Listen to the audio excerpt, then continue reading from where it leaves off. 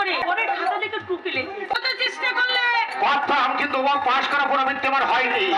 হ্যাঁ তাই আমি বরং পরীক্ষার খাতা বছরের পর বছর হিন্দি সিনেমার গান লিখে ফেলের গ্রুপে পড়ে থাকবো। তুই এমনি ভাবে পাস করতে আমি চাই না। চন্দন, এভাবে পাস করে করে আজ আমরা দেশের শিক্ষিত সংখ্যা বাড়িয়ে তুলেছি, করে তুলেছি লক্ষ লক্ষ বেকার নইলে প্রাণ পথ পরিশ্রম করা ছেলেরা আজ আমাদের ঘিরে হারিয়ে যেত না। তারা চাকরি পেত, মর্যাদা পেত, পেত বাঁচার সম্ভাবনা।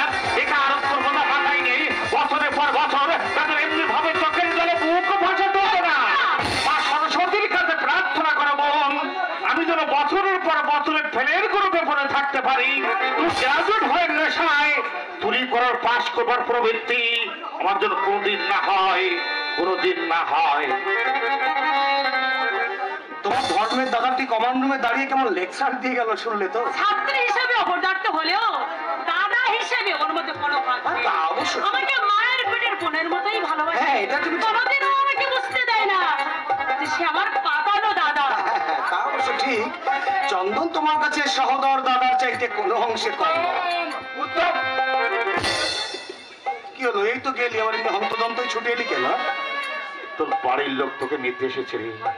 কয়েকদিন আগে তোর বাবা নাকি। বাবা? থামলি কেন চন্দন? বল না, আমার বাবার কি হয়েছে বল। তোর বাবা? চুপ করে আছিস কেন? বল না আমার বাবার কি হয়েছে।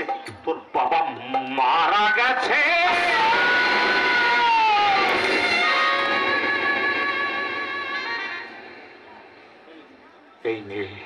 এই নে চিঠি। হ্যাঁ,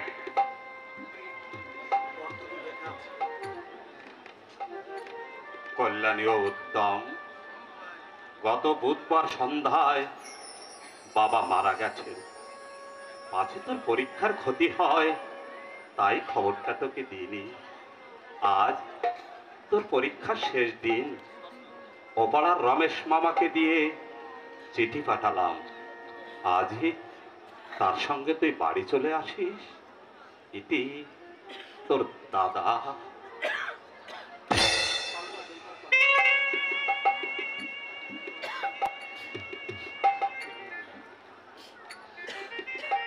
তাহলে তো আর দেরি করা চলে না রে।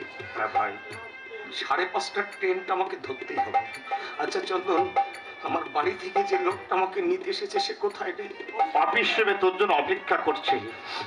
আসি তবে ভাই, আবার ফিরে এলে দেখা হবে। আচ্ছা আয়।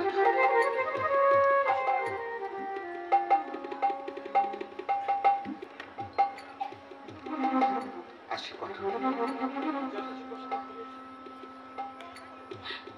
যথাশীঘ্র সম্ভব তুমি আবার ফিরে এসো। হয়তো একটু দেরি হবে, তাই বলে যেন মন খারাপ করো না কেমন? আসি।